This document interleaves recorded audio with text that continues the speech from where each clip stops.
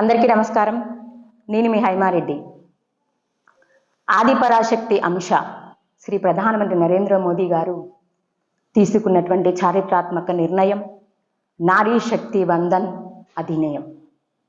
మహిళలకి చట్టసభల్లో 33% రిజర్వేషన్ని ఏదైతే కల్పిస్తున్నారో దానికి శ్రీ ప్రధానమంత్రి నరేంద్ర మోదీ గారికి మహిళలందరి తరపున మరియు మహిళా శక్తి మైవాయ సంఘం తరపున హృదయపూర్వక ధన్యవాదాలు తెలియజేస్తూ ఉన్నాం. ఆడబిడ్డలు ఏదైతే ఇంటిని ఏ విధంగా చక్కదిద్దుతారో అదేవిధంగా రాజకీయాలలో కనుక ఉంటే ఈ దేశ అభివృద్ధికి కూడా ఆడబిడ్డలందరూ కూడా మరి చాలా చక్కగా దేశ అభివృద్ధికి పాటుపడతారన్న ఉద్దేశంతో ఈనాడు భారతీయ జనతా పార్టీ నారీ శక్తి వందన్ అధినియంని తీసుకొచ్చి ఆడబిడ్డలందరికీ కూడా ఒక చక్కటి పాత్ర, చక్కటి పెద్దపీట వేస్తూ ఆడబిడ్డల్ని ముందుకు తీసుకెళ్లేటువంటి పార్టీ భారతీయ జనతా పార్టీ.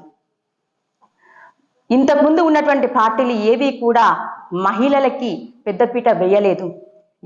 ఎంతో మంది ఎన్నో సంవత్సరాలు మరి రాజకీయాలు చేసినప్పటికీ కూడా ఏ ఒక్క పార్టీ కూడా మహిళల గురించి ఆలోచించలేదు.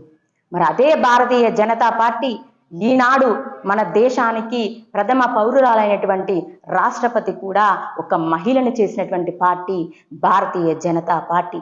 అదేవిధంగా మహిళలందరి సంక్షేమం కోసం ఎన్నో రకాల సంక్షేమ పథకాలను తీసుకొచ్చినటువంటి పార్టీ భారతీయ జనతా పార్టీ. మహిళల కోసం ప్రధానమంత్రి ముద్రా యోజన, ప్రధానమంత్రి మాతృవందన యోజన, ప్రధానమంత్రి ఉజ్వల యోజన, ప్రధానమంత్రి స్వచ్ఛ భారత్, ప్రధానమంత్రి బేటీ బచావో బేటీ పడావో అంటూ ఎన్నో రకాల సంక్షేమ పథకాలను మహిళల కోసం తీసుకొచ్చినటువంటి పార్టీ భారతీయ జనతా పార్టీ.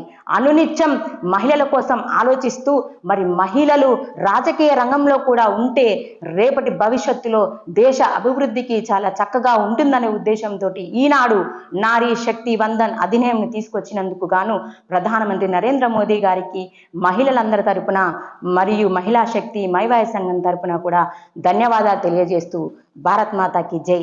అందరికీ నమస్కారం.